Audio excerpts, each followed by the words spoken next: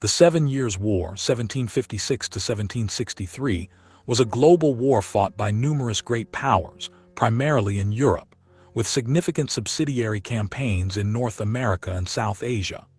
The warring states were Great Britain and Prussia fighting against France and Austria, with other countries joining these coalitions: Portugal, Spain, Saxony, Sweden, and Russia.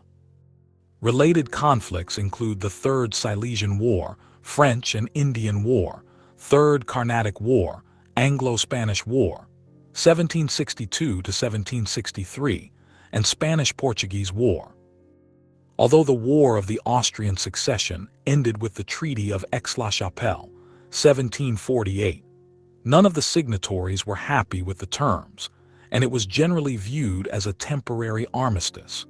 It led to a strategic realignment known as the Diplomatic Revolution that ended the long-running rivalry between Austria and France. The two declared war on Britain after signing the Treaty of Versailles, 1756, with a second agreement in 1757 bringing Prussia into the war. Spain became a French ally in 1762, unsuccessfully invading Portugal, as well as losing Havana and Manila to Britain. Although these were returned under the Treaty of Paris, 1763, France lost its possessions in North America, while Britain established its commercial dominance in India. The conflict in Europe centered on Austrian attempts to recover Silesia and ended with the Treaty of Hubertusburg in 1763. This confirmed Prussian occupation of Silesia and its status as a great power, challenging Austria for dominance within Germany and altering the European balance of power. Background: in North America, the boundary between British and French possessions in North America was largely undefined in the 1750s. France had long claimed the entire Mississippi River basin. This was disputed by Britain. In the early 1750s, the French began constructing a chain of forts in the Ohio River Valley to assert their claim and shield the Native American population from increasing British influence. The British settlers along the coast were upset that French troops would now be close to the western borders of their colonies. They felt the French would encourage their tribal allies among the North American natives to attack them. Also, the British settlers wanted access to the fertile land of the Ohio River Valley for the new settlers that were flooding into the British colonies seeking farmland. The most important French fort planned was intended to occupy a position at the Forks, where the Allegheny and Monongahela rivers meet to form the Ohio River in present-day Pittsburgh, Pennsylvania. Peaceful British attempts to halt this fort construction were unsuccessful, and the French proceeded to build the fort they named Fort Duquesne. British colonial militia from Virginia, accompanied by Chief Tanacharison, and a small number of Mingo warriors were sent to drive them out. Led by George Washington, they ambushed a small French force at Jumonville Glen on 28 May 1754, killing 10, including Commander Joseph Coulon de Jumonville. The French retaliated by attacking Washington's army at Fort Necessity on 3 July 1754 and forced Washington to surrender. These were the first engagements of what would become the worldwide 7 Years' War. Britain and France did not negotiate a solution after receiving news about the clash. The two countries eventually sent regular troops to North America to enforce their claims. The first British action was the assault on Acadia on 16 June 1755 in the Battle of Fort Bossier, which was immediately followed by their expulsion of the Acadians. In July, British Major General Edward Braddock led about 2,000 regular army troops and provincial militia on an expedition to retake Fort Duquesne, but the expedition ended in disastrous defeat. In further action, Admiral Edward Boscawen fired on the French ship Alcide on 8 June 1755, capturing it and 2 troop ships. In September 1755, British colonial and French troops met in the inconclusive Battle of Lake George. The British Navy harassed French shipping beginning in August 1755, seizing hundreds of ships and capturing thousands of merchant seamen, even though the two nations were nominally at peace. Incensed, France prepared to attack Hanover, whose Prince-Elector was also the King of Great Britain and Minorca. Britain concluded a treaty with Prussia in which the latter agreed to protect Hanover. In response, France concluded an alliance with its longtime enemy Austria, an event known as the Diplomatic Revolution. In Europe, in the War of the Austrian Succession, which lasted from 1740 to 1748, the Prussian King Frederick II had seized the prosperous province of Silesia from Austria. Empress Maria Theresa of Austria had signed the Treaty of Aix-la-Chapelle in 1748 in order to gain time to rebuild her military forces and to forge new alliances. The War of the Austrian Succession had seen the belligerents aligned on a time-honored basis. France's traditional enemies, Great Britain and Austria, had coalesced just as they had done against Louis XIV. Prussia, the leading anti-Austrian state in Germany, had been supported by France. Neither group, however, found much reason to be satisfied with its partnership. British subsidies to Austria produced nothing of much help to the British, while the British military effort had not saved Silesia for Austria. Prussia, having secured Silesia, came to terms with Austria in disregard of French interests. Even so, France concluded a defensive alliance with Prussia in 1747, and the Duke of Newcastle, British Secretary of State in the 1743 to 1754 ministry of his brother Henry Pelham, deemed the maintenance of the Anglo-Austrian alignment after 1748 as essential. The collapse of that system and the aligning of France with Austria and of Great Britain with Prussia constituted what is known as the Diplomatic Revolution of 1756. In 1756, Austria was making military preparations for war with Prussia and pursuing an alliance with Russia for this purpose. On 2 June 1746, Austria and Russia had signed the 1746 Treaty of St. Petersburg-Rue, a defensive alliance that covered their own territories and Poland against attack by Prussia or by the Ottoman Empire. Vienna and St. Petersburg also agreed to a secret clause that promised the restoration of Silesia and of the Countship of Glatz, now Kłodzko, Poland, to Austria in the event of hostilities with Prussia. Their real desire, however, was to destroy Frederick's power altogether, reducing his sway to his electorate of Brandenburg and giving East Prussia to Poland in exchange for the cession of the Polish Duchy of Kurland to Russia. Alexei Bestuzhev-Reumin, Grand Chancellor of Russia from 1744 to 1758 under Empress Elizabeth, was hostile both to France and to Prussia, but he could not persuade Austrian statesman Wenzel Anton von Kaunitz to commit to offensive designs against Prussia so long as Prussia was able to rely on French support. The Hanoverian King George II of Great Britain was passionately devoted to his family's continental holdings, but his commitments in Germany were counterbalanced by the demands of the British colonies overseas. If war against France for colonial expansion were to resume, then Hanover had to be secured against Franco-Prussian attack. France was very much interested in colonial expansion and was willing to exploit the vulnerability of Hanover in war against Great Britain, but it had no desire to divert forces to Central Europe for Prussia's interest. French policy was, moreover, complicated by the existence of the secret du Roi, a system of private diplomacy conducted by King Louis XV.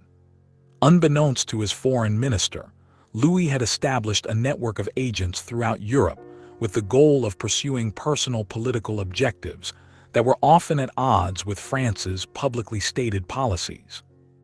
Louis's goals for Le Secret du Roi included the Polish crown for his kinsman Louis-François de Bourbon, Prince of Conti, and the maintenance of Poland, Sweden, and the Ottoman Empire as French allies in opposition to Russian and Austrian interests.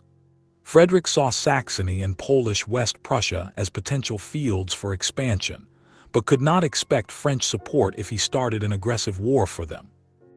If he joined the French against the British in the hope of annexing Hanover, he might fall victim to an Austro-Russian attack. The hereditary elector of Saxony, Frederick Augustus II, was also elective king of Poland as Augustus III, but his two territories were physically separated by the Prussian possessions of Brandenburg and Silesia.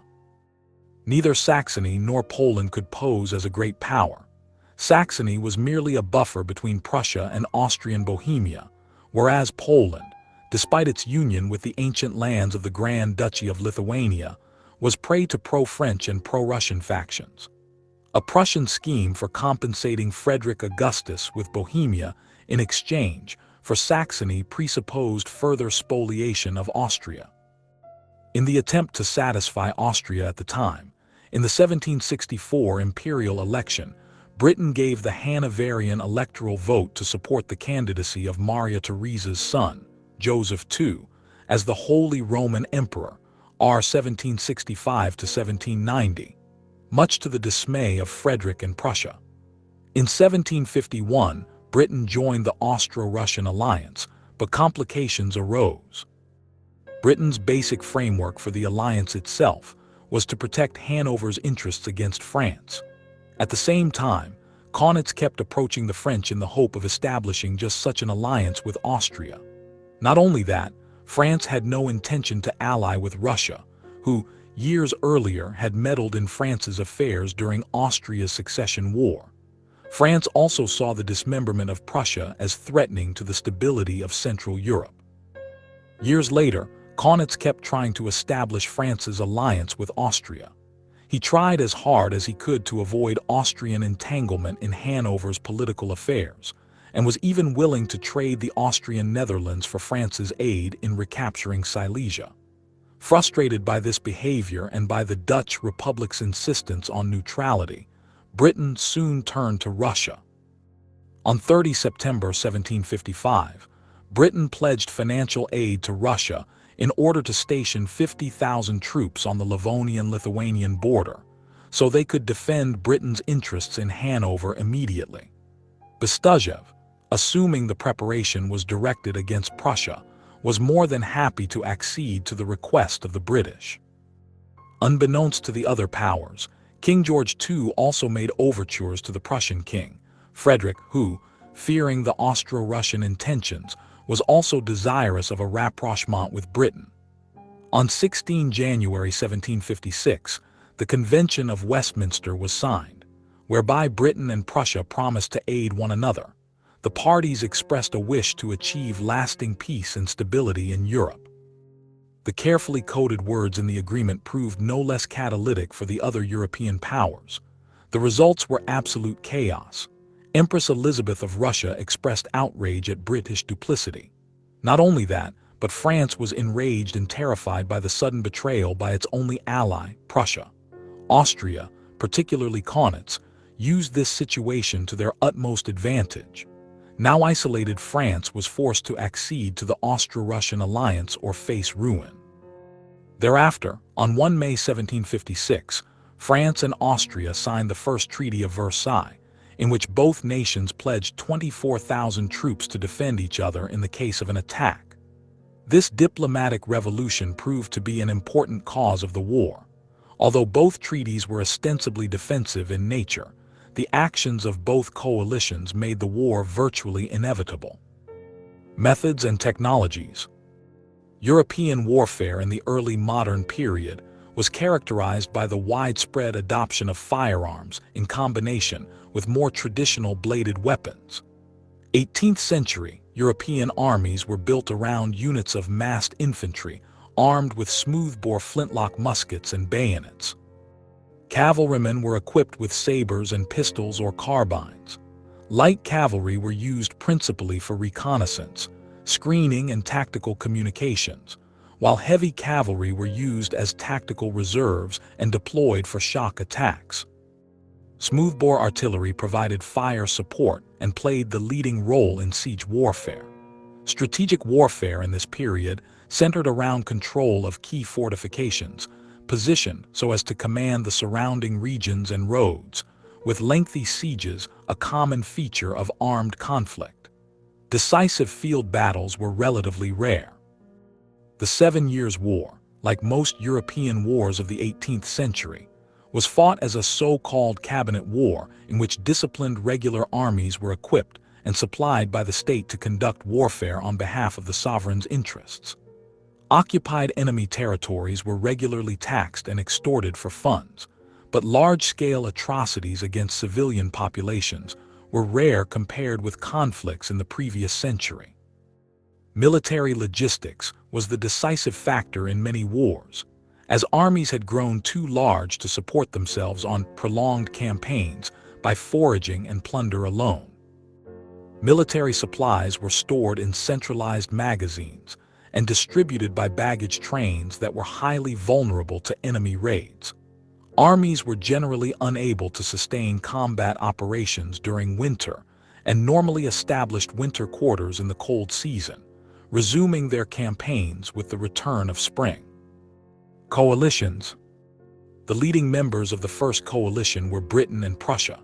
Aside from Prussia, 7 minor German states within the Holy Roman Empire allied with the United Kingdom and operated under British command and subsidies during the war.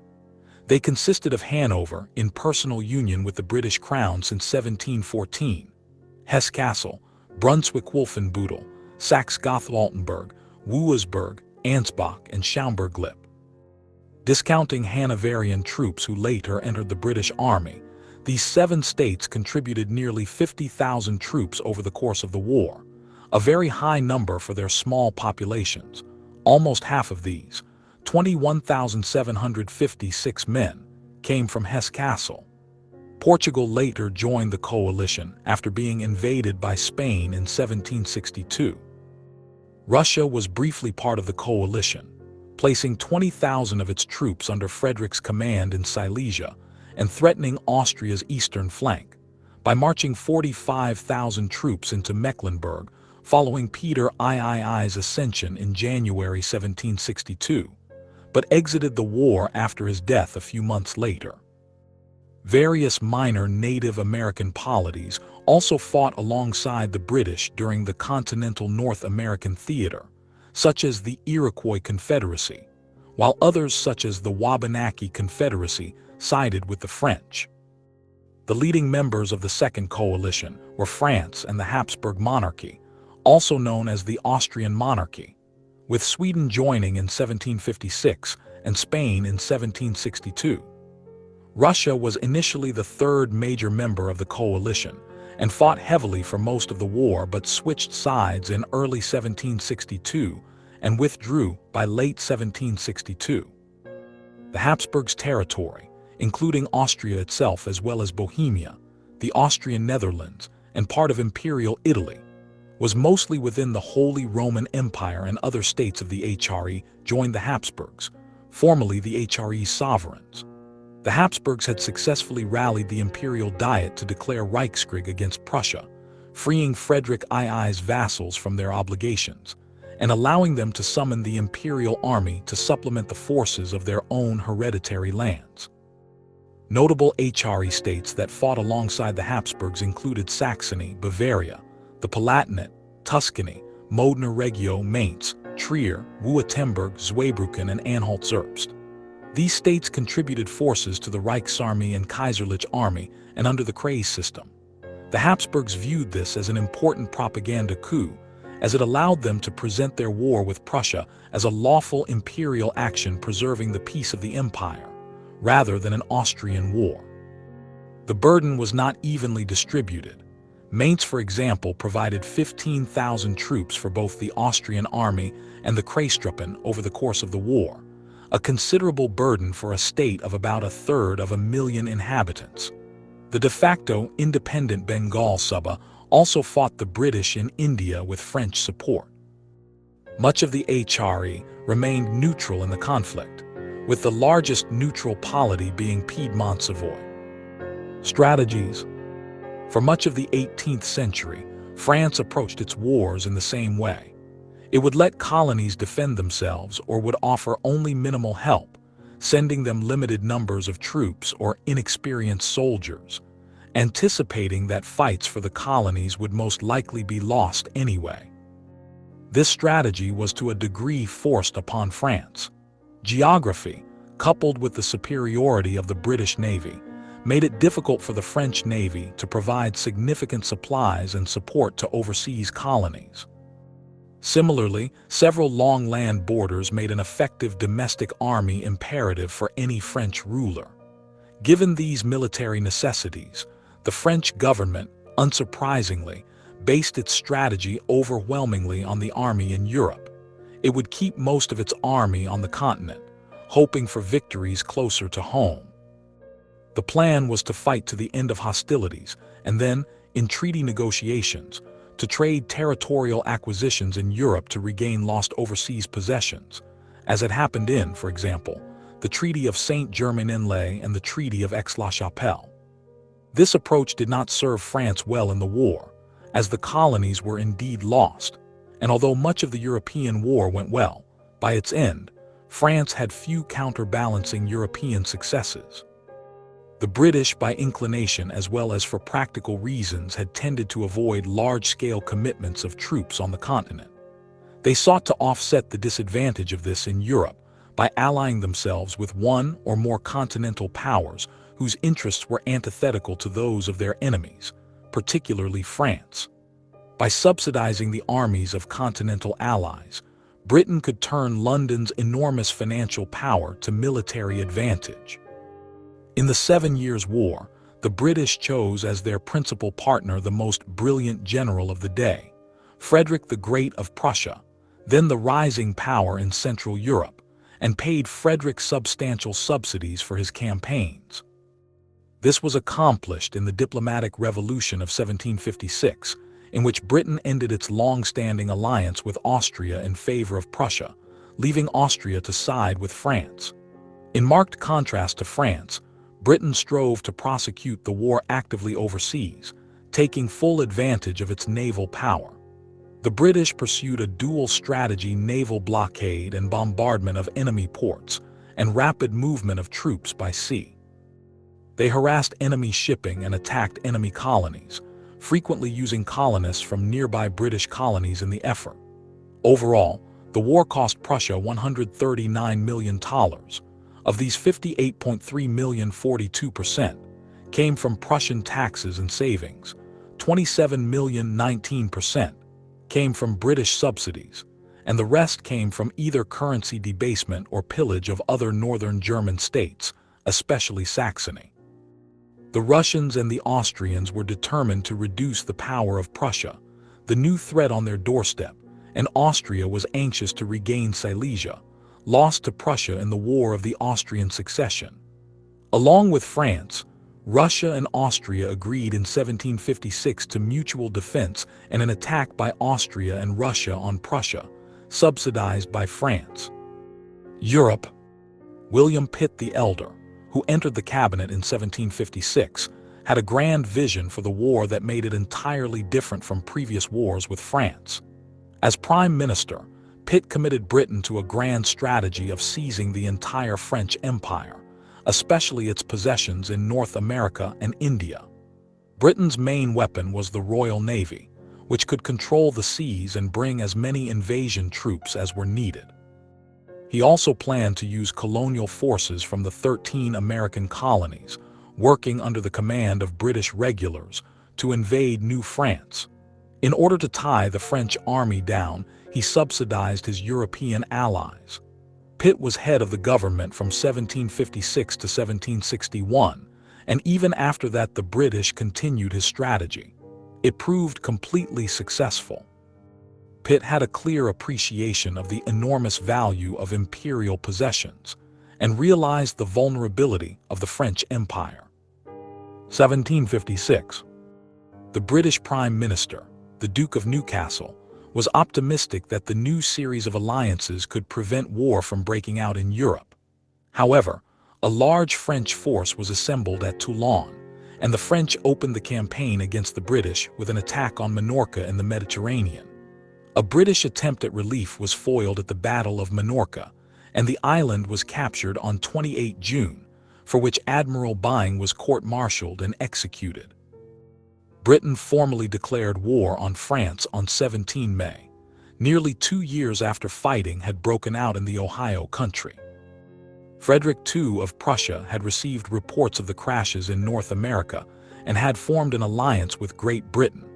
On 29 August 1756, he led Prussian troops across the border of Saxony, one of the small German states in league with Austria. He intended this as a bold preemption of an anticipated Austro-French invasion of Silesia. He had three goals in his new war on Austria.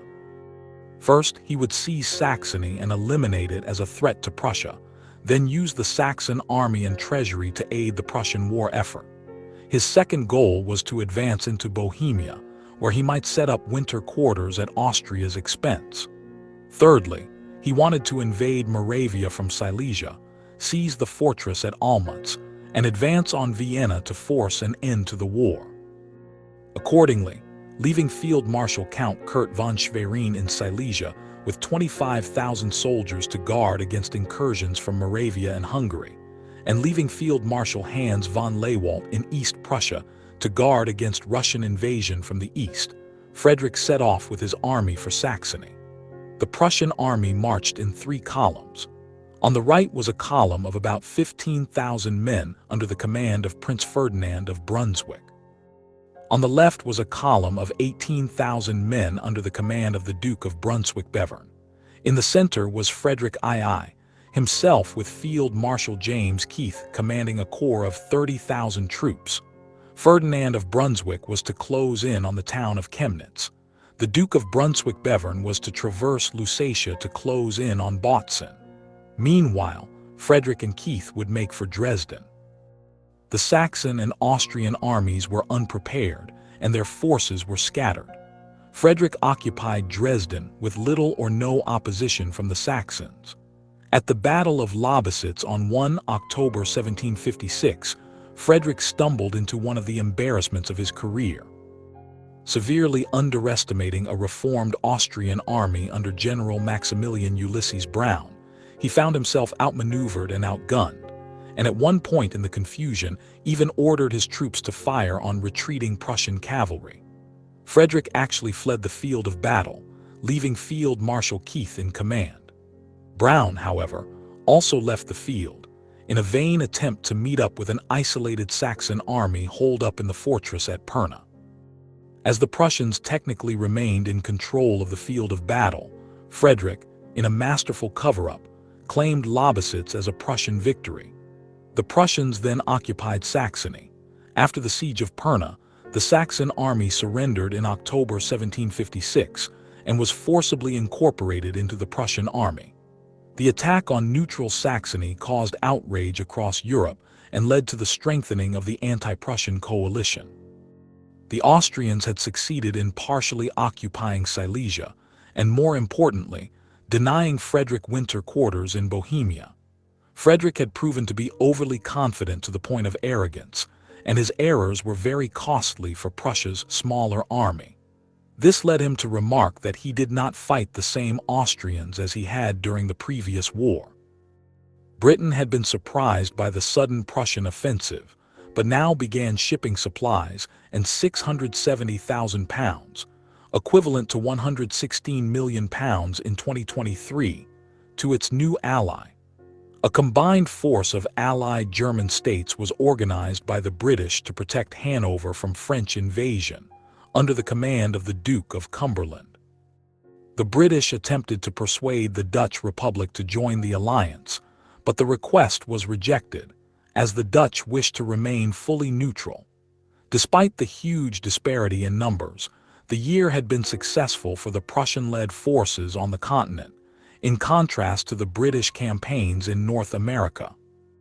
1757.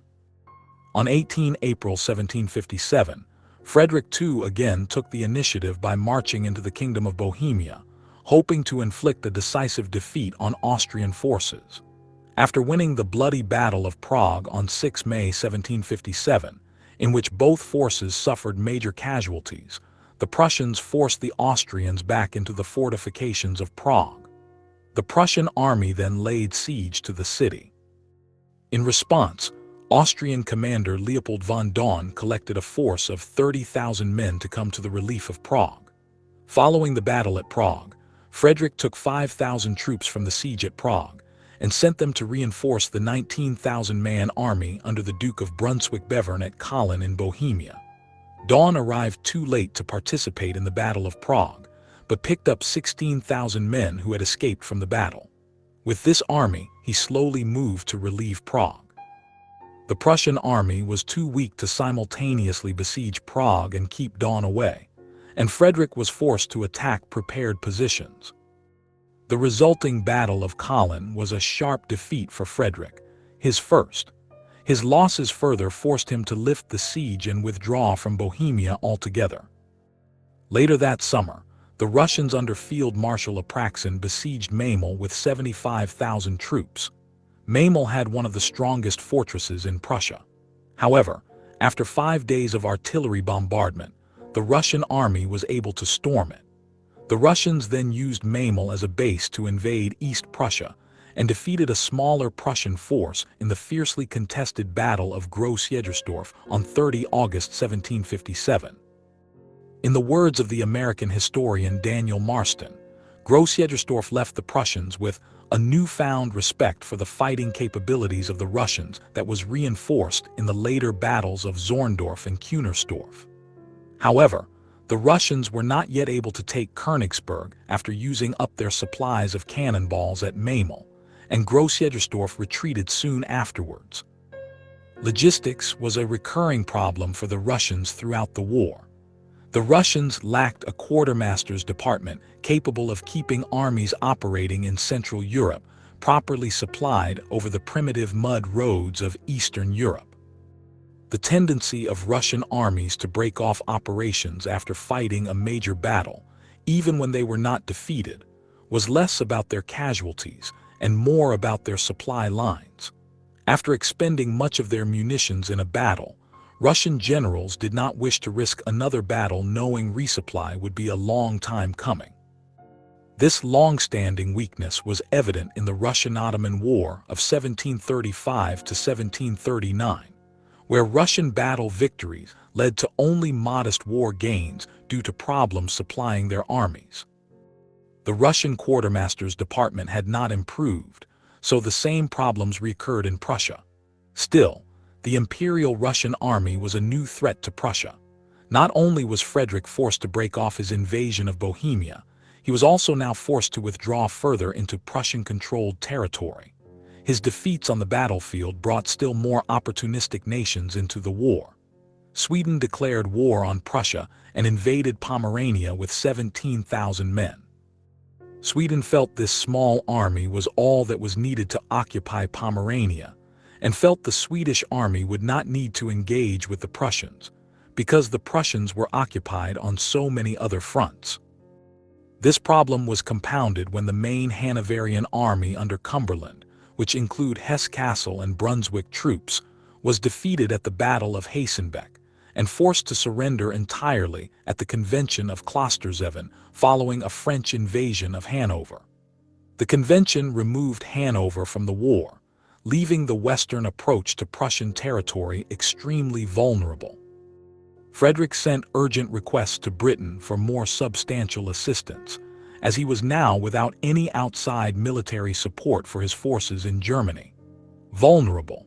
Frederick sent urgent requests to Britain for more substantial assistance, as he was now without any outside military support for his forces in Germany. Things were looking grim for Prussia now, with the Austrians mobilizing to attack Prussian-controlled soil, and a combined French and Reichsarmy force under Prince Soubise approaching from the west. The Reichsarmy was a collection of armies from the smaller German states that had banded together to heed the appeal of the Holy Roman Emperor France I of Austria against Frederick. However, in November and December 1757, the whole situation in Germany was reversed. First, Frederick devastated Soubise's forces at the Battle of Rossbach on 5 November 1757, and then routed a vastly superior Austrian force at the Battle of Leuthen on 5 December 1757. Rossbach was the only battle between the French and the Prussians during the entire war. At Rossbach, the Prussians lost about 548 men killed, while the Franco-Reichsarmy force under Soubise lost about 10,000 killed. Frederick always called Leuthen his greatest victory, an assessment shared by many at the time, as the Austrian army was considered to be a highly professional force. With these victories, Frederick once again established himself as Europe's premier general, and his men as Europe's most accomplished soldiers. However, Frederick missed an opportunity to completely destroy the Austrian army at Leuthen. Although depleted, it escaped back into Bohemia. He hoped the two smashing victories would bring Maria Theresa to the peace table, but she was determined not to negotiate until she had retaken Silesia. Maria Theresa also improved the Austrians' command after Leuthen by replacing her incompetent brother-in-law, Charles of Lorraine, with Daun, who was now a field marshal. Calculating that no further Russian advance was likely until 1758, Frederick moved the bulk of his eastern forces to Pomerania under the command of Marshal Lewald, where they were to repel the Swedish invasion. In short order, the Prussian army drove the Swedes back, occupied most of Swedish Pomerania, and blockaded its capital Stralsund. George II of Great Britain, on the advice of his British ministers after the Battle of Rossbach, revoked the Convention of Klosterzeven, and Hanover re-entered the war. Over the winter, the new commander of the Hanoverian forces, Duke Ferdinand of Brunswick, until immediately before a commander in the Prussian army, regrouped his army and launched a series of offensives that drove the French back across the River Rhine. Ferdinand's forces kept Prussia's western flank secure for the rest of the war. The British had suffered further defeats in North America, particularly at Fort William Henry. At home, however, stability had been established. Since 1756, successive governments led by Newcastle and Pitt had fallen. In August 1757, the two men agreed to a political partnership and formed a coalition government that gave new, firmer direction to the war effort. The new strategy emphasized both Newcastle's commitment to British involvement on the continent, particularly in defense of its German possessions, and Pitt's determination to use naval power to seize French colonies around the globe. This dual strategy would dominate British policy for the next 5 years. Between 10 and 17 October 1757, a Hungarian general, Count Andras Hadek, serving in the Austrian army, executed what may be the most famous hussar action in history. When the Prussian king, Frederick, was marching south with his powerful armies, the Hungarian general unexpectedly swung his force of 5,000, mostly hussars, around the Prussians and occupied part of their capital, Berlin, for one night. The city was spared for a negotiated ransom of 200,000 thalers. When Frederick heard about this humiliating occupation, he immediately sent a larger force to free the city. Hadek, however, left the city with his hussars and safely reached the Austrian lines. Subsequently, Hadek was promoted to the rank of marshal in the Austrian army. 1758. In early 1758, Frederick launched an invasion of Moravia and laid siege to Olmütz, now Olomouc, Czech Republic. Following an Austrian victory at the Battle of Darmstadtel that wiped out a supply convoy destined for Olmütz, Frederick broke off the siege and withdrew from Moravia. It marked the end of his final attempt to launch a major invasion of Austrian territory. In January 1758, the Russians invaded East Prussia, where the province, almost denuded of troops, put up little opposition. East Prussia had been occupied by Russian forces over the winter and would remain under their control until 1762, although it was far less strategically valuable to Prussia than Brandenburg or Silesia. In any case, Frederick did not see the Russians as an immediate threat, and instead entertained hopes of first fighting a decisive battle against Austria that would knock them out of the war. In April 1758, the British concluded the Anglo-Prussian Convention with Frederick, in which they committed to pay him an annual subsidy of £670,000. Britain also dispatched 9,000 troops to reinforce Ferdinand's Hanoverian army, the first British troop commitment on the continent, and a reversal in the policy of Pitt. Ferdinand's Hanoverian army, supplemented by some Prussian troops, had succeeded in driving the French from Hanover and Westphalia, and recaptured the port of Emden in March 1758, before crossing the Rhine with his own forces, which caused alarm in France. Despite Ferdinand's victory over the French at the Battle of Krefeld and the brief occupation of Dusseldorf, he was compelled by the successful maneuvering of larger French forces to withdraw across the Rhine. By this point, Frederick was increasingly concerned by the Russian advance from the east and marched to counter it.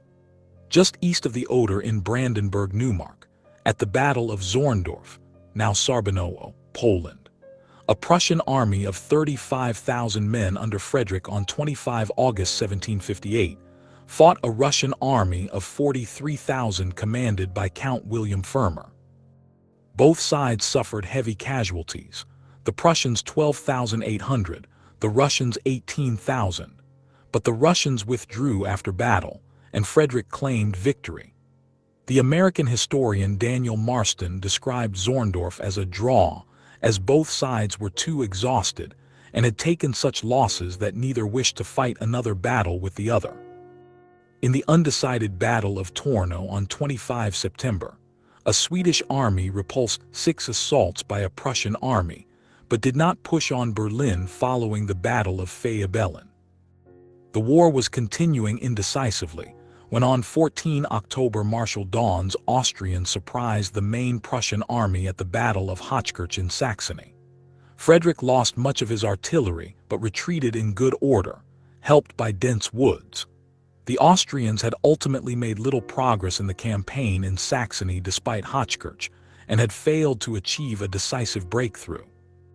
After a thwarted attempt to take Dresden, Daun's troops were forced to withdraw to Austrian territory for the winter, so that Saxony remained under Prussian occupation. At the same time, the Russians failed in an attempt to take Kalburg in Pomerania, now Kołobrzeg, Poland, from the Prussians. In France, 1758 had been disappointing, and in the wake of this, a new chief minister, the Duc de Choiseul, was appointed. Choiseul planned to end the war in 1759 by making strong attacks on Britain and Hanover. 1759 to 1760. Prussia suffered several defeats in 1759. At the Battle of Kay, or Paltzig, the Russian Count Saltykov with 40,000 Russians defeated 26,000 Prussians commanded by General Karl Heinrich von Wedel. Though the Hanoverians defeated an army of 60,000 French at Minden, Austrian General Daun forced the surrender of an entire Prussian corps of 13,000 in the Battle of Maxen. Frederick himself lost half his army in the Battle of Kunersdorf, now Kunowice, Poland, the worst defeat in his military career, and one that drove him to the brink of abdication and thoughts of suicide. The disaster resulted partly from his misjudgment of the Russians, who had already demonstrated their strength at Zorndorf and at Gross-Jägersdorf, now Modernoi, Russia, and partly from good cooperation between the Russian and Austrian forces. However, disagreements with the Austrians over logistics and supplies resulted in the Russians withdrawing east yet again after Kunersdorf, ultimately enabling Frederick to regroup his shattered forces.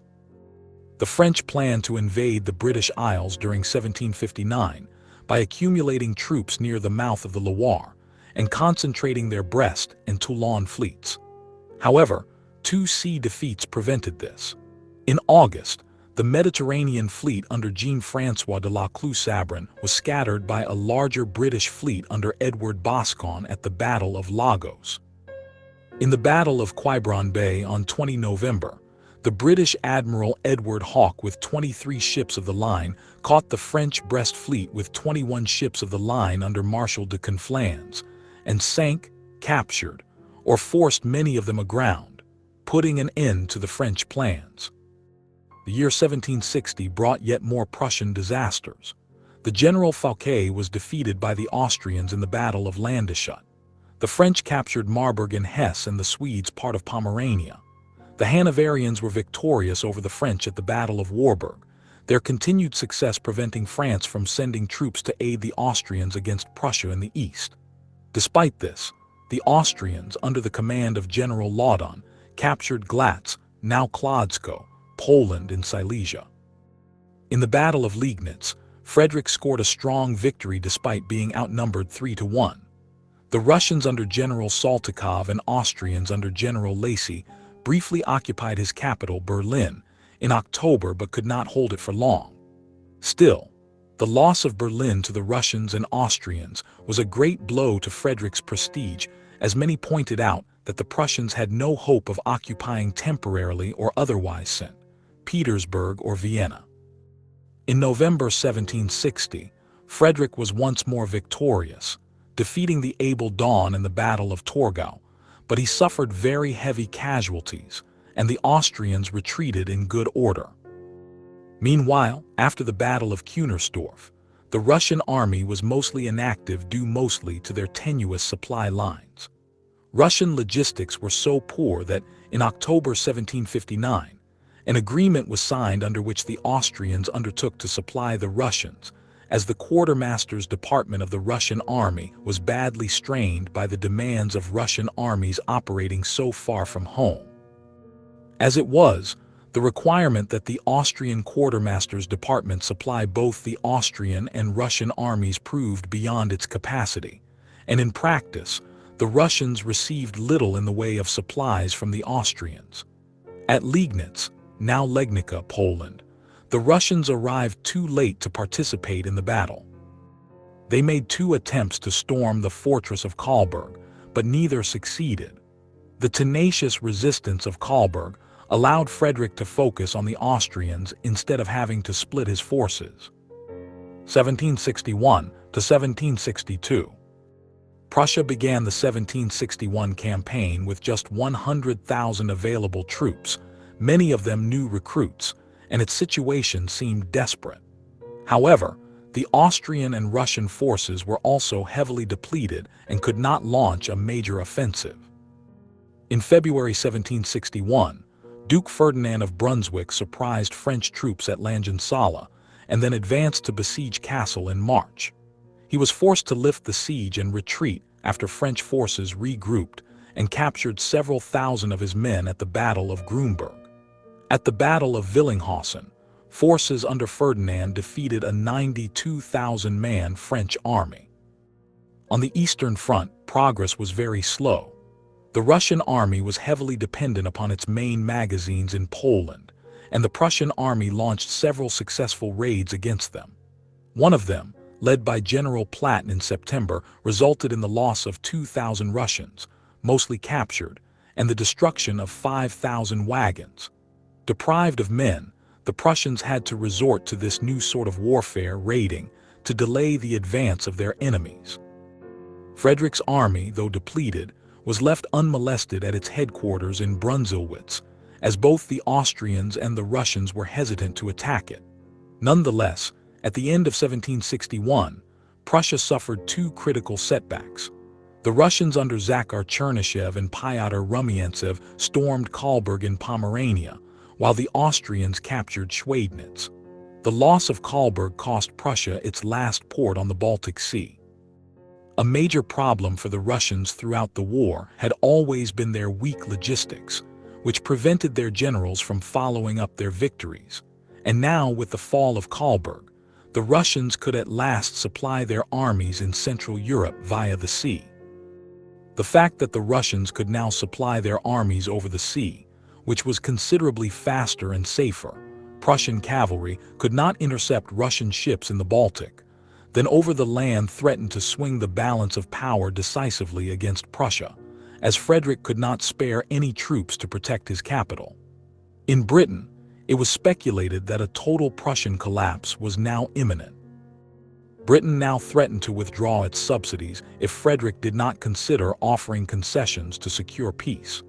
As the Prussian armies had dwindled to just 60,000 men, and with Berlin itself about to come under siege, the survival of both Prussia and its king was severely threatened. Then on 5 January 1762, the Russian Empress Elizabeth died. Her pro-Prussian successor, Peter III, at once ended the Russian occupation of East Prussia and Pomerania, c. the Treaty of St. Petersburg, and mediated Frederick's truce with Sweden. He also placed a corps of his own troops under Frederick's command. Frederick was then able to muster a larger army of 120,000 men and concentrated against Austria.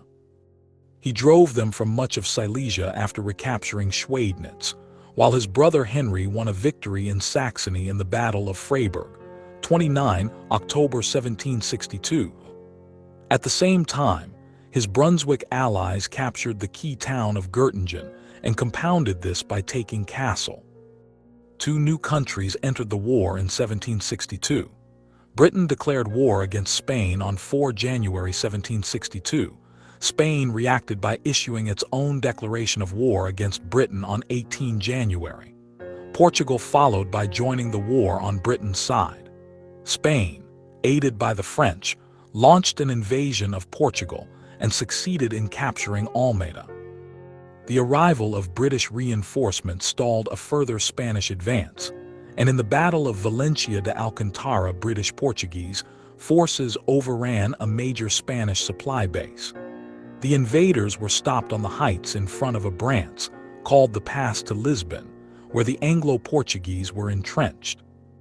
Eventually, the Anglo-Portuguese army, aided by guerrillas and practicing a scorched earth strategy, chased the greatly reduced Franco-Spanish army back to Spain, recovering almost all the lost towns, among them the Spanish headquarters in Castelo Branco, full of wounded and sick that had been left behind.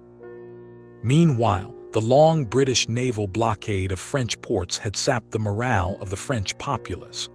Morale declined further when news of defeat in the Battle of Signal Hill in Newfoundland reached Paris. After Russia's about-face, Sweden's withdrawal and Prussia's two victories against Austria, Louis XVI became convinced that Austria would be unable to reconquer Silesia, the condition for which France would receive the Austrian Netherlands, without financial and material subsidies, which Louis was no longer willing to provide. He therefore made peace with Frederick and evacuated Prussia's Rhineland territories, ending France's involvement in the war in Germany. 1763.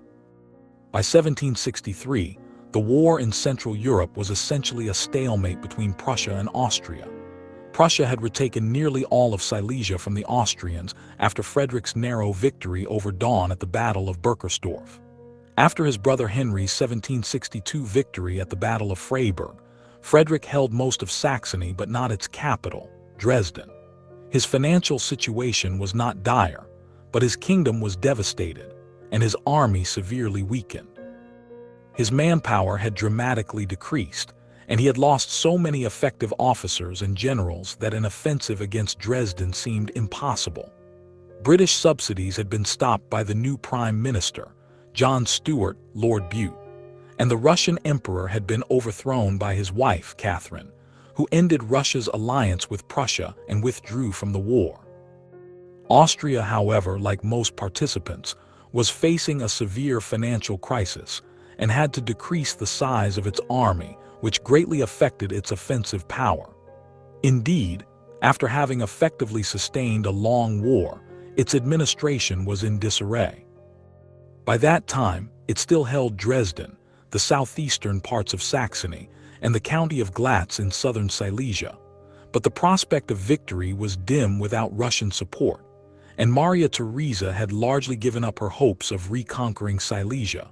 Her chancellor, husband, and eldest son were all urging her to make peace, while Daun was hesitant to attack Frederick. In 1763, a peace settlement was reached at the Treaty of Hubertusburg, in which Glatz was returned to Prussia in exchange for the Prussian evacuation of Saxony. This ended the war in Central Europe.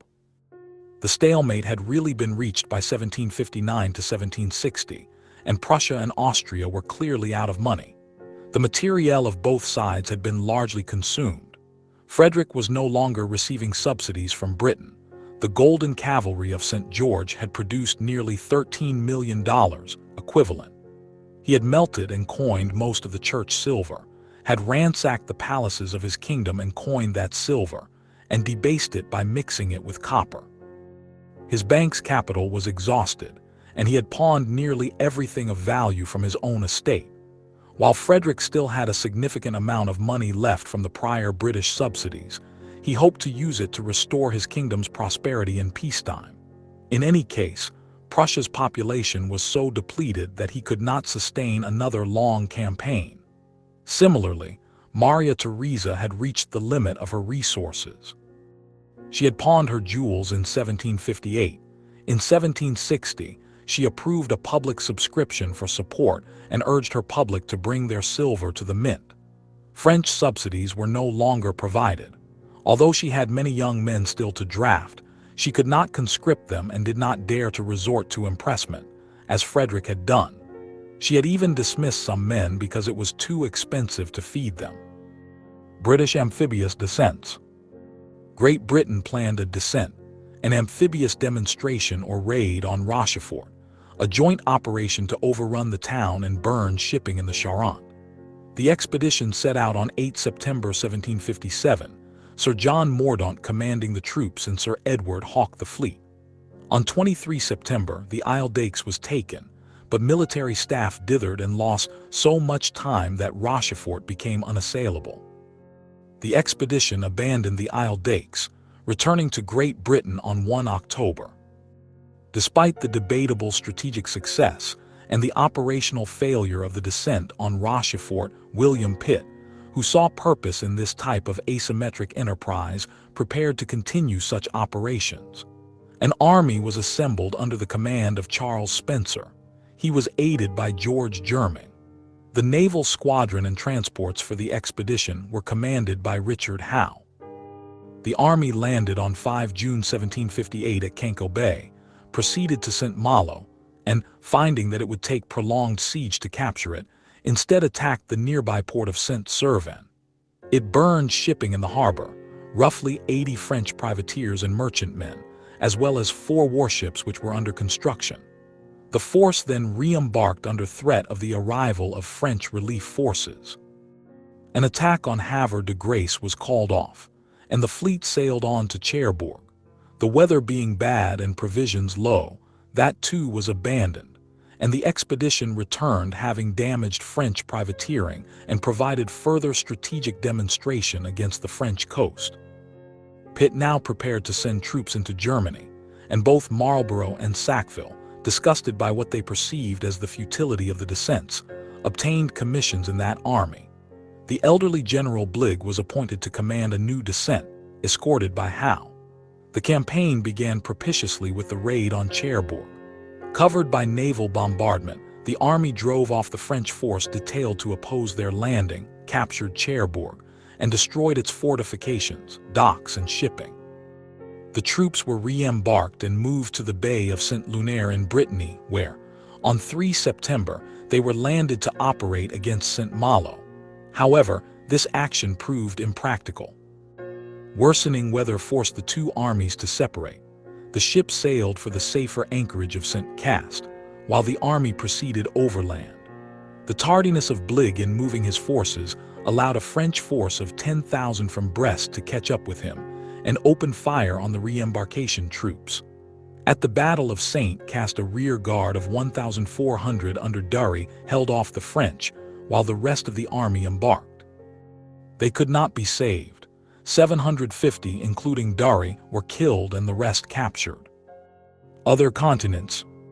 The colonial conflict mainly between France and Britain took place in India, North America, Europe, the West Indies, the Philippines, and coastal Africa.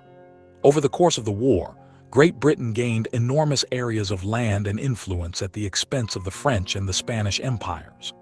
Great Britain lost Minorca in the Mediterranean to the French in 1756, but captured Fort St. Louis, the center of the French colonies in Senegal, in 1758. More importantly, the British defeated the French in its defense of New France in 1759, with the fall of Quebec. The buffer that French North America had provided to New Spain, the Spanish Empire's most important overseas holding, was now lost. Spain had entered the war after the Third Family Compact, 15 August 1761, with France. The British Royal Navy took the French Caribbean sugar colonies of Guadeloupe in 1759 and Martinique in 1762, as well as the Spanish Empire's main port in the West Indies, Havana in Cuba, and its main Asian port of Manila in the Philippines, both major Spanish colonial cities. British attempts at expansion into the hinterlands of Cuba and the Philippines met with stiff resistance. In the Philippines, the British were confined to Manila until their agreed-upon withdrawal at the war's end. North America. During the war, the 6 nations of the Iroquois Confederacy were allied with the British. Native Americans of the Laurentian Valley, the Algonquin, the Abenaki, the Huron, and others were allied with the French. Although the Algonquin tribes living north of the Great Lakes and along the St. Lawrence River were not directly concerned with the fate of the Ohio River Valley tribes, they had been victims of the Iroquois Confederation, which included the Seneca, Mohawk, Oneida, Onondaga, Cayuga, and Tuscarora tribes of central New York. The Iroquois had encroached on Algonquin territory and pushed the Algonquins west beyond Lake Michigan and to the shore of the St. Lawrence. The Algonquin tribes were interested in fighting against the Iroquois. Throughout New England, New York, and the Northwest, Native American tribes formed differing alliances with the major belligerents. In 1756 and 1757, the French captured Fort Oswego and Fort William Henry from the British. The latter victory was marred when France's native allies broke the terms of capitulation and attacked the retreating British column, which was under French guard, slaughtering and scalping soldiers and taking captive many men, women, and children, while the French refused to protect their captives. French naval deployments in 1757 also successfully defended the key fortress of Louisbourg on Cape Breton Island called Isle du Roi by the French, securing the seaward approaches to Quebec. British Prime Minister William Pitt's focus on the colonies for the 1758 campaign paid off with the taking of Louisbourg, after French reinforcements were blocked by a British naval victory in the Battle of Cartagena, and in the successful capture of Fort Duquesne and Fort Frontenac. The British also continued the process of deporting the Acadian population with a wave of major operations against Isle Saint-Jean, present-day Prince Edward Island, and the St. John River and the Pettit-Kodiak River valleys. The celebration of these successes was dampened by their embarrassing defeat in the Battle of Carillon, Ticonderoga, in which 4,000 French troops repulsed 16,000 British. When the British, led by Generals James Abercrombie and George Howe, attacked, they believed that the French, led by Lieutenant General Louis-Joseph de Montcalm, were defended only by a small abattis, which could be taken easily given the British forces' significant numerical advantage. The British offensive, which was supposed to advance in tight columns and overwhelm, the French defenders fell into confusion and scattered, leaving large spaces in their ranks. When François Gaston de Levis sent 1,000 soldiers to reinforce Montcalm's struggling troops, the British were pinned down in the brush by intense French musket fire, and they were forced to retreat. All of Britain's campaigns against New France succeeded in 1759, part of what became known as an annus mirabilis. Starting in June 1759, the British under James Wolfe and James Murray set up camp on the Isle d'Orléans across the St. Lawrence River from Quebec, enabling them to commence the 3-month siege that ensued. The French under the Marquis de Montcalm anticipated a British assault to the east of Quebec, so he ordered his soldiers to fortify the region of Beauport. In July 1759, Fort Niagara and Fort Carillon fell to sizable British forces, cutting off French frontier forts further west. On 31 July, the British attacked with 4,000 soldiers, but the French, positioned high up on the cliffs overlooking the Montmorency Falls, forced the British forces to withdraw to the Isle d'Orléans. While Wolfe and Murray planned a second offensive, British Rangers raided French settlements along the St. Lawrence, destroying food supplies, ammunition, and other goods in an attempt to vanquish the French through starvation. On 13 September 1759, General James Wolfe led 5,000 troops up a goat path to the Plains of Abraham, 1 mile west of Quebec City, He had positioned his army between Montcalm's forces an hour's march to the east and Louis-Antoine de Bougainville's regiments to the west, which could be mobilized within 3 hours. Instead of waiting for a coordinated attack with Bougainville, Montcalm attacked immediately. When his 3,500 troops advanced, their lines became scattered in a disorderly formation. Many French soldiers fired before they were within range of striking the British. Wolfe organized his troops in 2 lines stretching 1 mile across the plains of Abraham. They were ordered to load their Brown Bess muskets with 2 bullets to obtain maximum power and hold their fire until the French soldiers came within 40 paces of the British ranks. Once the British had Montcalm's army in firing range, their volley was powerful and nearly all bullets hit their targets, devastating the French ranks. The French fled the plains of Abraham in a state of utter confusion while they were pursued by members of the Scottish Fraser Regiment and other British forces. Despite being cut down by musket fire from the Canadians and their indigenous allies, the British vastly outnumbered these opponents and won the Battle of the Plains of Abraham. General Wolfe was mortally wounded in the chest early in the battle, so the command fell to James Murray, who would become the lieutenant governor of Quebec after the war.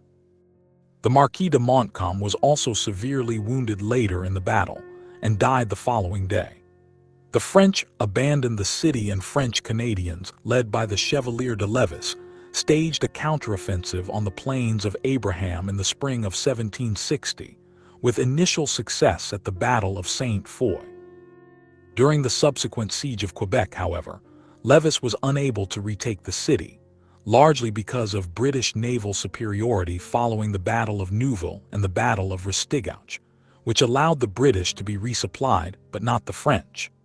The French forces retreated to Montreal in the summer of 1760, and after a 2-month campaign by overwhelming British forces, they surrendered on 8 September, essentially ending the French Empire in North America. As the 7 Years' War was not yet over in Europe, the British put all of New France under a military regime while awaiting the results. This regime would last from 1760 to 1763. Seeing French and Indian defeat, in 1760, the 6 nations of the Iroquois Confederacy resigned from the war and negotiated the Treaty of Conowick with the British. Among its conditions was their unrestricted travel between Canada and New York, as the nations had extensive trade between Montreal and Albany, as well as populations living throughout the area. In 1762, towards the end of the war, French forces attacked St. John's, Newfoundland. If successful, the expedition would have strengthened France's hand at the negotiating table. Although they took St. John's and raided nearby settlements, the French forces were eventually defeated by British troops at the Battle of Signal Hill. This was the final battle of the war in North America, and it forced the French to surrender to Lieutenant Colonel William Amherst. The victorious British now controlled all of eastern North America. The history of the 7 Years' War in North America, particularly the expulsion of the Acadians, the siege of Quebec, the death of Wolfe, and the siege of Fort William Henry, generated a vast number of ballads, broadsides, images, and novels. See Longfellow's Evangeline, Benjamin West's The Death of General Wolfe, James Fenimore Cooper's The Last of the Mohicans, maps and other printed materials, which testify to how this event held the imagination of the British and North American public long after Wolfe's death in 1759. South America. In South America, the Portuguese conquered most of the Rio Negro Valley and repelled a Spanish attack on Mato Grosso in the Guaporé River. Between September 1762 and April 1763, Spanish forces led by Don Pedro Antonio de Cevallos, governor of Buenos Aires, and later first viceroy of the Rio de la Plata, undertook a campaign against the Portuguese in the Banda Oriental, now Uruguay and South Brazil. The Spanish conquered the Portuguese settlement of Colonia do Sacramento and Rio Grande de São Pedro and forced the Portuguese to surrender and retreat. Under the Treaty of Paris, Spain had to return to Portugal the settlement of Colonia do Sacramento, while the vast and rich territory of the so-called continent of Peter, the present-day Brazilian state of Rio Grande do Sul, would be retaken from the Spanish army during the undeclared Hispano-Portuguese War of 1763 to 1777. As consequence of the war, the Valdivian fort system, a Spanish defensive complex in southern Chile, was updated and reinforced from 1764 onwards. Other vulnerable localities of colonial Chile, such as Chiloé Archipelago, Concepcion, Juan Fernandez Islands, and Valparaiso, were also made ready for an eventual English attack. The war contributed also to a decision to improve communications between Buenos Aires and Lima, resulting in the establishment of a series of mountain shelters in the high Andes called Casuchas del Rey. India. In India, the outbreak of the 7 Years' War in Europe renewed the long-running conflict between the French and the British trading companies for influence on the subcontinent. The French allied themselves with the Mughal Empire to resist British expansion, but derived little benefit from this. The war began in southern India but spread into Bengal, where British forces under Robert Clive recaptured Calcutta from the Nawab Suraj-ud-Dawla, a French ally, and ousted him from his throne at the Battle of Plassey in 1757. In the same year, the British also captured Chandigarh, the French settlement in Bengal. In the south, although the French captured Cuddalore, their siege of Madras failed, while the British commander Sir Eyre Coote decisively defeated the Comte de Lally at the Battle of Wandiwash in 1760 and overran the French territory of the northern Sircars. The French capital in India, Pondicherry, fell to the British in 1761. It was returned after the war. Together with the fall of the lesser French settlements of Karaikal and Mahe, this effectively eliminated French power in India. West Africa. In 1758, at the urging of an American merchant, Thomas Coming, Pitt dispatched an expedition to take the French settlement at St. Louis, Senegal. The British captured Senegal with ease in May 1758 and brought home large amounts of captured goods. This success convinced Pitt to launch 2 further expeditions to take the island of Gorée and the French trading post on the Gambia. The battles in West Africa were ultimately a series of British expeditions against wealthy French colonies.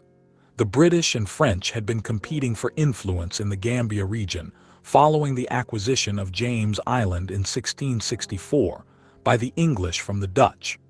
The loss of these valuable colonies to the British further weakened the French economy. Neutral nations during the 7 Years' War. Ottoman Empire. Despite being one of the major European powers during this time, the Ottoman Empire was notably neutral during the 7 Years' War.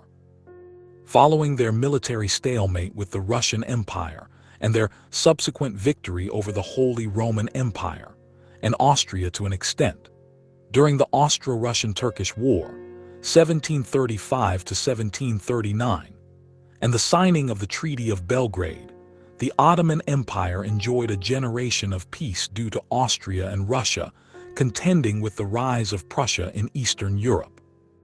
During the war, King Frederick II of Prussia, better known to history as Frederick the Great, had made diplomatic overtures with the Ottoman Sultan, Mustafa III, for years, up to the outbreak of war, to bring the empire into the war on the side of Prussia, Great Britain and their other allies, but he was unsuccessful. However, the Sultan was persuaded by his court not to join the war, primarily by his Grand Vizier, Koka Ragab Pasha, who was quoted as saying, "Our state looks like a majestic and mighty lion from afar. However, a closer look at this lion reveals that it has aged, its teeth have fallen out, its claws have fallen. So, let's leave this old lion to rest for a while." Therefore, the Ottoman Empire avoided the major wars that would follow, including the 7 Years' War.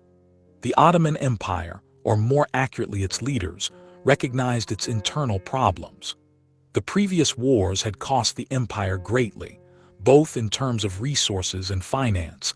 They were facing rebellions from nationalistic uprisings, notably from the Beyliks, and Persia had been reunited under Karim Khan Zand. That said, the Ottoman Empire would launch an abortive invasion of Hungary with 100,000 troops in 1763, contributing to the end of the war. Persia ended up under the rule of the Zand dynasty during the period of the 7 Years' War. Like the Ottoman Empire, they were also neutral during the war. They had more pressing matters to attend to. Karim Khan Zand was busy playing politics and was in the process of legitimizing his claim to the Persian throne by placing a puppet king on the throne. Ismail III, the grandson of the last Safavid king, in 1757. However, by 1760, he had managed to eliminate all other potential claimants to the throne as well as Ismail III, and had established himself as the head of his own dynasty, the aforementioned Zand dynasty. Dutch Republic. The Dutch Republic had played a central role in the Franco-Dutch War, 9 Years' War and War of the Spanish Succession, which had proved enormously costly. As a result, the Dutch sought to remain neutral in subsequent European conflicts, successfully during the War of the Polish Succession and unsuccessfully during War of the Austrian Succession. Pieter Steyn, the Grand Pensionary of Holland, led Dutch efforts to remain neutral in the run-up to the 7 Years' War despite the Republic's hostility towards France and alliance with Britain. The British government made an unsuccessful request for Dutch troops to be sent to Britain in 1756 and resistance from Amsterdam merchants to joining the war combined with French assurances that they wanted peace with Holland led Steyn to declare the Republic's neutrality. Despite diplomatic issues such as British seizures of Dutch merchantmen carrying what Britain defined as contraband, the Republic remained neutral for the duration of the war. Prussia viewed friendly relations with the Dutch as allowing them to secure their scattered possessions along the Republic's eastern border, while Britain recognized that Holland's seaports provided them with the most secure link to Hanover. The British government made plans to form a military-political bloc consisting of Britain, Hanover, Prussia, and the Dutch Republic, though they came to nothing. To maintain good relations with Holland, the British eventually accepted the Republic's neutrality and agreed to stop impeding Dutch trade. During the war, France sought to respect Dutch sensitivities by limiting troop movements in the Austrian Netherlands, where the Dutch army occupied the barrier fortresses. The Dutch were consulted when passages were unavoidable and issued apologies for accidental border violations. The French also made plans to combine the French, Spanish, Danish, and Dutch navies for a joint maritime action, though it ultimately went unrealized. Unofficially, the Dutch East India Company, VOC, attempted to undermine British domination in India during the Third Carnatic War. This resulted in the Battle of Chinchura, where the VOC suffered a heavy defeat at British hands. Denmark-Norway.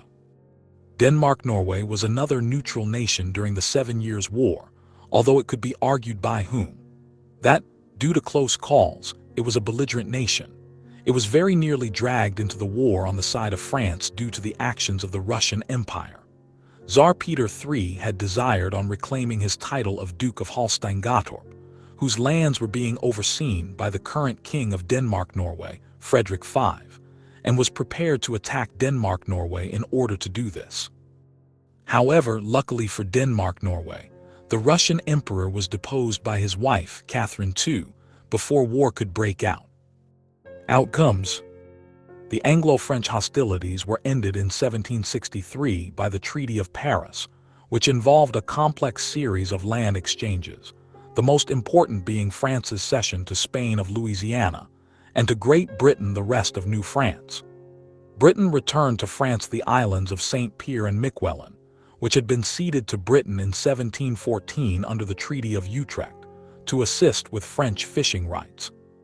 Faced with the choice of regaining either New France or its Caribbean island colonies of Guadeloupe and Martinique, France chose the islands to retain these lucrative sources of sugar, writing off New France as an unproductive, costly territory. France also returned Minorca to the British. Spain lost Florida to Great Britain, but it received from the French the Isle d'Orléans and all of the former French holdings west of the Mississippi River. The exchanges suited the British as well, since their own West Indian islands already supplied ample sugar. With the acquisition of New France and Florida, they now controlled all of North America east of the Mississippi. In India, the British retained the northern Sircars, but returned all the French trading ports. The treaty, however, required that the fortifications of these settlements be destroyed and never rebuilt, while only minimal garrisons could be maintained there, thus rendering them worthless as military bases. Combined with the loss of France's ally in Bengal and the defection of Hyderabad to the British as a result of the war, this effectively brought French power in India to an end, making way for British hegemony and eventual control of the subcontinent. France's navy was crippled by the war. Only after an ambitious rebuilding program in combination with Spain was France again able to challenge Britain's command of the sea. Bute's settlement with France was mild compared with what Pitt's would have been. He had hoped for a lasting peace with France, and he was afraid that if he took too much, the whole of Europe would unite in envious hostility against Britain. Choiseul, however, had no intention of making a permanent peace, and when France went to war with Great Britain during the American Revolution, the British found no support among the European powers. France's defeat caused the French to embark upon major military reforms, with particular attention being paid to the artillery. The origins of the famed French artillery that played a prominent role in the wars of the French Revolution and beyond can be traced to military reforms that started in 1763. The Treaty of Hubertusburg between Austria, Prussia, and Saxony was signed on 15 February 1763 at a hunting lodge between Dresden and Leipzig. Negotiations had started there on 31 December 1762. Frederick, who had considered ceding East Prussia to Russia if Peter III helped him secure Saxony, finally insisted on excluding Russia, in fact, no longer a belligerent, from the negotiations. At the same time, he refused to evacuate Saxony until its elector had renounced any claim to reparation. The Austrians wanted at least to retain Glatz, which they had in fact reconquered, but Frederick would not allow it. The treaty simply restored the status quo of 1748, with Silesia and Glatz reverting to Frederick and Saxony to its own elector. The only concession that Prussia made to Austria was to consent to the election of Archduke Joseph as Holy Roman Emperor. Saxony emerged from the war weakened and bankrupt. Despite losing no territory, Saxony had essentially been a battleground between Prussia and Austria throughout the conflict, with many of its towns and cities, including the capital of Dresden, damaged by bombardment and looting. Austria was not able to retake Silesia or make any significant territorial gain. However, it did prevent Prussia from invading parts of Saxony. More significantly, its military performance proved far better than during the War of the Austrian Succession and seemed to vindicate Maria Theresa's administrative and military reforms. Hence, Austria's prestige was restored in great part, and the empire secured its position as a major player in the European system. Also, by promising to vote for Joseph II in the imperial elections, Frederick II accepted the Habsburg preeminence in the Holy Roman Empire. The survival of Prussia as a first-rate power and the enhanced prestige of its king and army, however, was potentially damaging in the long run to Austria's influence in Germany. Austria now found herself estranged with the new developments within the empire itself. Besides the rise of Prussia, Augustus III, although ineffective, could muster an army not only from Saxony, but also Poland, since he was also the king of Poland as well as elector of Saxony. Bavaria's growing power and independence was also apparent as it asserted more control on the deployment of its army and managed to disengage from the war at its own will. Most importantly, With the now belligerent Hanover united personally under George III of Great Britain, it amassed a considerable power and even brought Britain in on future conflicts. This power dynamic was important to the future and the latter conflicts of the Reich. The war also proved that Maria Theresa's reforms were still insufficient to compete with Prussia. Unlike its enemy, the Austrians were almost bankrupt at the end of war. Hence, she dedicated the next 2 decades to the consolidation of her administration.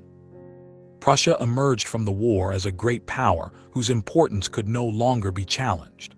Frederick the Great's personal reputation was enormously enhanced, as his debt to fortune, Russia's betrayal after Elizabeth's death, and to British financial support were soon forgotten, while the memory of his energy and his military genius was strenuously kept alive.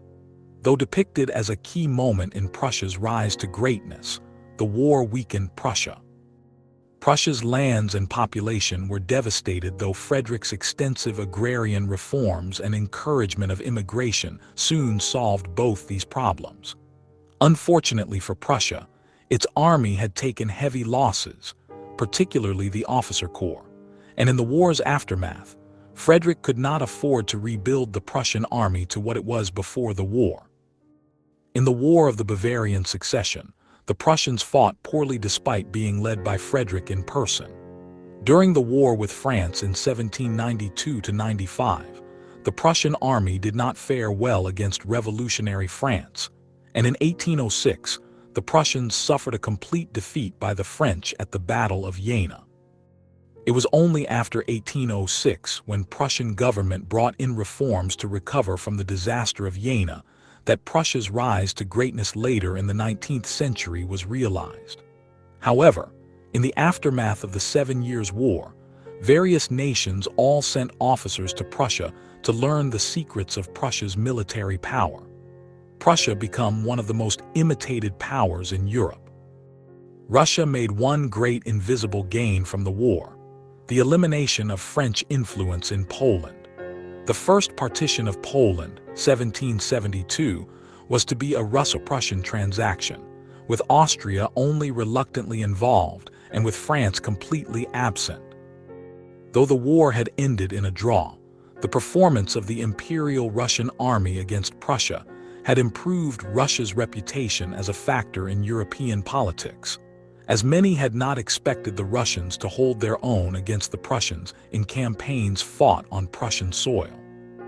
The American historian David Stone observed that Russian soldiers proved capable of going head-on against the Prussians, inflicting and taking one bloody volley after another, without flinching. And though the quality of Russian generalship was quite variable, the Russians were never decisively defeated once in the war. The Russians defeated the Prussians several times in the war, but the Russians lacked the necessary logistical capability to follow up their victories with lasting gains. And in this sense, the salvation of the House of Hohenzollern was due more to Russian weakness with respect to logistics than to Prussian strength on the battlefield. Still, the fact that the Russians proved capable of defeating in battle the army of a first-rate European power on its own soil, despite the often indifferent quality of their generals, improved Russia's standing in Europe. A lasting legacy of the war was that it awakened the Russians to their logistic weaknesses and led to major reforms of the Imperial Russian Army's quartermaster department.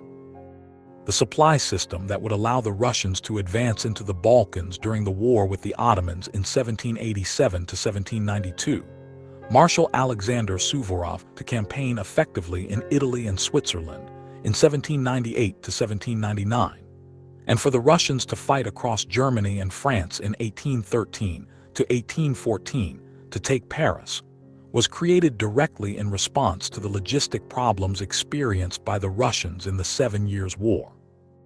Britain, despite its victories, ended the war close to bankruptcy, and now faced a difficult situation in North America after the war's conclusion. It had to pacify both its new French-Canadian subjects and the many American Indian tribes who had previously supported France, all while its British colonial subjects were experiencing economic hardships brought on by the end of the fighting.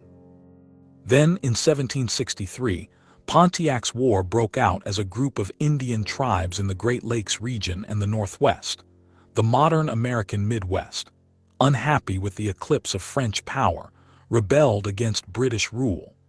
The tribes were said to have been led by the Odawa chief Pontiac, though his role as the leader of the Confederation seems to have been exaggerated by the British. The Indian tribes had previously maintained congenial relations with French fur traders, but felt cheated by the business practices of the Anglo-American fur traders that had replaced the French. Moreover, the Indians feared that the coming of British rule might lead to white settlers displacing them off their land, whereas it was known that the French had only come as fur traders. Pontiac's War was a major conflict in which the British temporarily lost control of the Great Lakes Northwest regions to the Indians. By the middle of 1763, the only forts the British held in the region were Fort Detroit, modern Detroit, Michigan, Fort Niagara, modern Youngstown, New York, and Fort Pitt, modern Pittsburgh, Pennsylvania, with the rest all being lost to the Indians. It was only with the British victory at the Battle of Bushy Run that prevented a complete collapse of British power in the Great Lakes region. King George III's proclamation of 1763, which forbade white settlement beyond the crest of the Appalachians, was intended to appease the Indians but led to considerable outrage in the 13 colonies, whose inhabitants were eager to acquire native lands. The Quebec Act 1774, similarly intended to win over the loyalty of French Canadians, also spurred resentment among American colonists. The act protected Catholic religion and French language, which enraged the Americans, but the Quebecois remained loyal to the British Crown during the American Revolution and did not rebel. The war also brought to an end the old system of alliances in Europe. In the years after the war, under the direction of John Montagu, Lord Sandwich, the British attempted to re-establish this system. But after her surprising grand success against a coalition of great powers, European states such as Austria, the Dutch Republic, Sweden, Denmark, Norway, the Ottoman Empire, and Russia now saw Britain as a greater threat than France and did not join with it, while the Prussians were angered by what they considered a British betrayal in 1762. Consequently, when the American Revolutionary War turned into a global war between 1778 and 1783, Britain found itself opposed by a strong coalition of European powers and lacking any substantial ally. Cultural references. The novel The Luck of Barry Lyndon, 1844, by William Makepeace Thackeray, is set against the 7 Years' War. This is a quote about the war from the novel. It would require a greater philosopher and historian than I am to explain the causes of the famous 7 Years' War in which Europe was engaged. And indeed, its origin has always appeared to me to be so complicated, and the books written about it so amazingly hard to understand, that I have seldom been much wiser at the end of a chapter than at the beginning, and so shall not trouble my reader with any personal disquisitions concerning the matter. Stanley Kubrick's film Barry Lyndon 1975 is based on the Thackeray novel. The events in the early chapters of Voltaire's Candide are based on the 7 Years' War, according to Gene Starobinski, Voltaire's double-barreled musket, in Blessings in Disguise, California, 1993. p. 85. All the atrocities described in Chapter 3 are true to life. When Candide was written, Voltaire had been opposed to militarism. The book's themes of disillusionment and suffering underscore this position. The board games Friedrich, and more recently, Prussia's defiant stand and clash of monarchs are based on the events of the 7 Years' War. The grand strategy wargame Rise of Prussia covers the European campaigns of the 7 Years' War.